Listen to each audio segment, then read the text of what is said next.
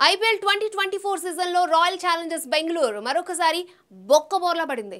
Mumbai Indians పై జరిగిన మ్యాచ్లో ఘోరంగా ఓడిపోయింది. స్కోర్ బోర్డు మీద జమ చేసిన 196 పరుగుల భారీ లక్ష్యాన్ని కూడా కాపాడుకోలేకపోయింది. ఆర్సీబీకి ఇది వరుసగా 4వ ఓటమి. ఇప్పటి వరకు జరిగిన 6 మ్యాచెస్లో ఒక్కటంటే ఒక్క దాంట్లో కూడా గెలిచింది లేదు. 2 పాయింట్లతో సరిపెట్టుకుంది. ప్రస్తుతం పాయింట్ల పట్టికలో దాని స్థానం 9.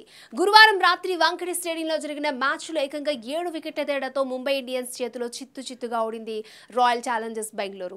తొలుత బ్యాటింగ్ చేసిన ఆర్సీబీ నిర్ణీత 20 ఓవర్లలో 8 వికెట్ల నష్టానికి 196 పరుగులు చేయగా దాన్ని ఆలవోకగా కొట్టిపడేశారు ముంబై బ్యాటర్స్. ఇంకా 27 బంతులు 7 వికెట్లు చేతిలో ఉండగానే 196 పరుగుల టార్గెట్ ని కొట్టారంటే ఆర్సీబీ బౌలర్లు ఎంత చెత్తగా బంతులను సంధించారో అర్థం చేసుకోవచ్చు. ఈ ఓటమి తర్వాత రాయల్ ఛాలెంజర్స్ ప్లే ఆఫ్ అవకాశాలు క్లిష్టమైనట్టే. ఇంకా 8 మ్యాచ్లు ఆర్సీబీ చేతిలో ఉన్నాయి. Sunrisers Hyderabad, Gujarat Titans తో 2 చొప్పున మ్యాచ్లు ఆడాల్సి ఉంటుంది.